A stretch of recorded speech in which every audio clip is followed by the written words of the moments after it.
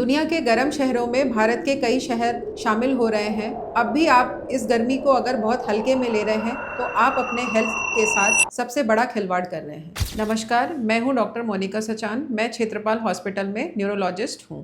Heat stroke या जिसको हम बोलते हैं लू लगना, क्योंकि इस समय गर्मी का सीज़न है तो लू लगना बहुत स्वाभाविक है।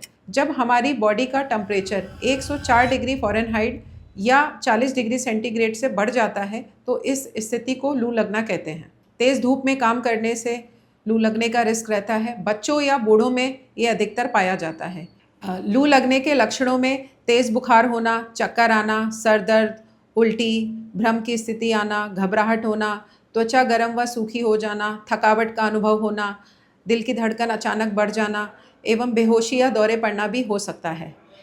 हीट स्ट्रोक में हमारी जो बॉडी का थर्मो रेगुलेटरी सेंटर होता है, जो कि ब्रेन में होता है, हाइपोथैलेमस, उसमें डिस्फंक्शन हो जाता है, जिसकी वजह से हमें हीट स्ट्रोक का रिस्क रहता है। सबसे पहले तो अगर जिस पेशेंट को हमें लगे कि लू लगने के लक्षण है उसमें, तो सबसे पहले पेशेंट को हम उसको किसी छाँव या ऐसे स्थान पर ले जाएं जहां पर धूप ना हो। अगर पंखा या कूलर की व्यवस्था है तो वो हम चला सकते हैं।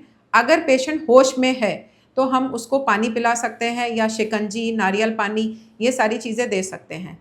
और सबसे पहला काम जो करना है वो है कोल्ड स्पॉन्जिंग, मतलब गीले कपड़े को ठंडे पानी में भिगोकर उसका पूरा स्पॉन्जिंग करना है, पूरी बॉडी को पोंछना है, जिससे उसका टेम्परेचर डाउन होगा और उसको हीट रेगुलेशन में उसको हेल्प मिलेगी। लू ना लगे उससे हमें क्या क्या उपाय हम कर सकते हैं।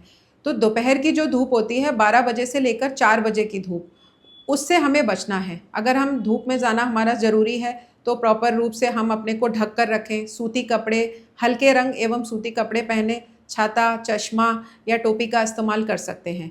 एवं खाद्य पदार्थ में पीने वाली चीज़ें जैसे आम का पन्ना, शिकंजी, नारियल पानी, ORS, एक सिंपल सॉल्यूशन है ORS का घोल तैयार करके रखें, थोड़ी थोड़ी देर पर वो लें।